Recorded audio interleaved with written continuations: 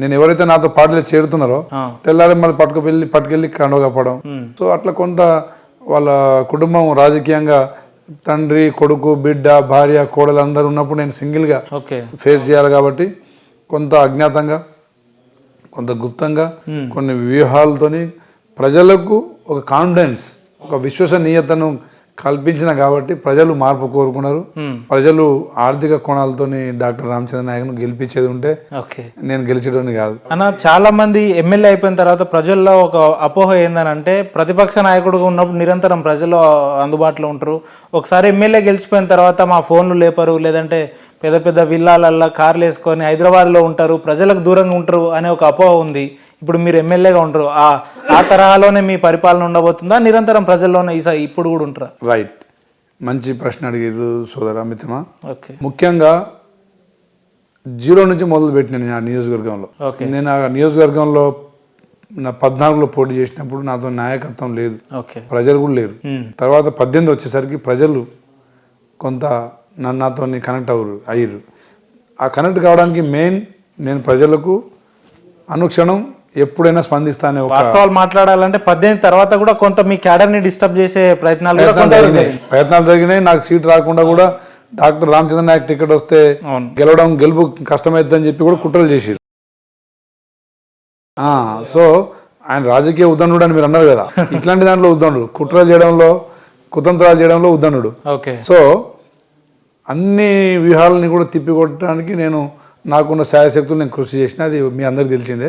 So నేనేమంటున్నానంటే రెడ్డి నాయక్ గారు అవలంబించే విధానాలకు వ్యతిరేకంగా ప్రజలు నాకు తీర్పిచ్చారు కాబట్టి నేను వారు చేసిన తప్పిదాలు నేను చేయకూడదు. మొట్టమొదటి, నేను అందరికీ సహకరించకపోవచ్చు కానీ అందుబాటులో తప్పకుండా ఉండడానికి నేను ప్రయత్నం చేయాలి. ఈరోజు నాకు క్యాబినెట్ ర్యాంక్ ఇచ్చిర్రు అధిష్టానం. క్యాబినెట్ ర్యాంక్ ఇచ్చిన నాకు ముందు ఒక ఎస్కార్ట్, వెనక నాకు ప్రోటోకాల్ వెహికల్ ఉన్నా నాకు అది కొంత ఇబ్బందికరంగా ఫీల్ అవుతున్నాను నేను ఇప్పటికీ. ఎందుకంటే మొన్నటిదాకా నేను సింగిల్గా తిరిగినా, స్వేచ్ఛగా తిరిగినా, ఏ కార్యకర్త ఆగమన్నా ఆగటోని, మధ్యలో ఎవరైనా రైతులు కనబడితే ఆగేవాడిని. ఇప్పుడు ఆగే పరిస్థితి లేదు, కొన్ని ఇబ్బందులు ఉన్నాయి. సో వాటిని కూడా అధిగమించడానికి నేను ప్రయత్నం చేస్తున్నా. నాకు ఇది ఒక పిఎస్ అంటే ఒక ఓఎస్డి, 2 పిఏలు, 3 అటెండర్స్, ఒక జమీందారు, ఇంకా పెట్టుకోవచ్చు, 7గురిని పెట్టుకునే అవకాశం ఉన్నా. నేను ఇప్పటిదాకా నాకు నేనే పిఆర్ఓలు ఎవరు లేనట్టున్నారు, పిఏ ఒకరు ఉన్నా కానీ నేనే స్వయంగా అందరికి ఏ ఫోన్ వచ్చినా రెస్పాండ్ అవ్వడానికి ప్రయత్నం చేస్తున్నా. పిఏకి ఫోన్ ఇచ్చి డాక్టర్ గారు బిజీ ఉన్నారని చెప్పించడం అది నాకు సమంజసం కాదు, ప్రజలు కోరుకున్న పాలన అది కాదు.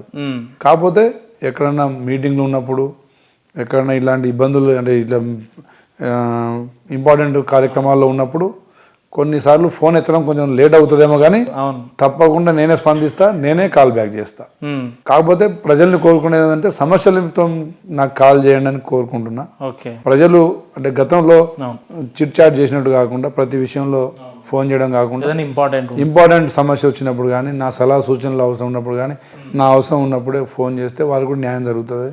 అదొకటి వారిని అందరూ నేను ఓపెన్గా స్థానిక డోర్నకల్ ప్రజలు ఇప్పుడు చూస్తున్న రామచంద్ర నాయకే 5 ఏళ్ల తర్వాత కూడా ఇట్లానే ఉంటారా అంటే కాన్ఫిడెన్స్ గా ఉంటారని చెప్తారా మీరు? 30 సంవత్సరాల దాకా ఇట్నే ఉంటారు 30 ఏళ్ల వరకు. ఎందుకంటే నేను రాజకీయ కుటుంబం అని చెప్పిన, నేను ఆర్థికంగా ఉన్న కుటుంబం నుంచి వచ్చిన, నేను రెడ్డి నగర్ లాగా 2-3 ఎకరాలు ఉన్న కుటుంబం నుంచి రాలే. నాకు మా తాతగారు 100 ఎకరాలు ఉన్న భూస్వామి, మా నాన్నగారు కూడా దాన్ని వృద్ధి చేసిపోయిండు. అన్ని చూసినోనే. నేను కేవలం ప్రజల పక్షాన నేను ఇష్టపడి ప్రజల పక్షాన ప్రజల కష్టాలు తీర్చడం కోసం వచ్చిన కాబట్టి నా మనస్తత్వం ఇలాగే ఉంటుంది. నా స్థాయి ఎక్కడ పోయినా, నా రాజకీయ నా ప్రస్థానం మొత్తం నేను లో ప్రొఫైల్ తోని, డౌన్ టు ద ఎర్త్ తోనే ఉండటానికి ప్రయత్నం చేస్తా.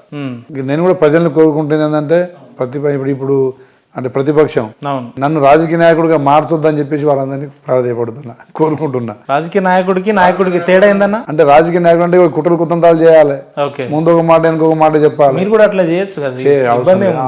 అట్లయితే నేను రాజకీయాన్ని వదిలేస్తా తప్ప పార్టీలు మారడం కానీ, సిద్ధాంతాలను వదిలేయడం కానీ, లేదంటే 2 ధోరణులు అది నాకు నచ్చదు, మొదటి నుంచి నచ్చదు.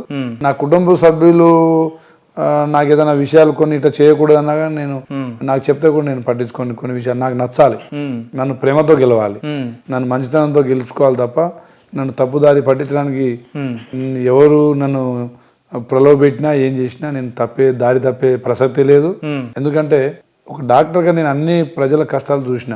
ప్రజలు నా ఆసుపత్రికి వచ్చేటప్పుడు అన్ని కులాల వారు, అన్ని మతాల వారు, పార్టీలకు అతీతంగా, అన్ని సమస్యల వారు, పార్టీలకు అతీతంగా కూడా వస్తుంటారు. సో వారికి సాధ్యమైనంత వరకు నేను తక్కువ రేట్లో, సూర్యాపేటలో మీరు ఎంక్వైరీ చేయండి, నేను కూడా మీ బాధిత ఉండే కన్నా మా అమ్మని తీసుకొచ్చినాం కదా మీ దగ్గరికి. సో సాధ్యమైనంత వరకు వారికి నేను గవర్నమెంట్ ఆసుపత్రిలో చేయించుకోండి అని సలహా ఇస్తా.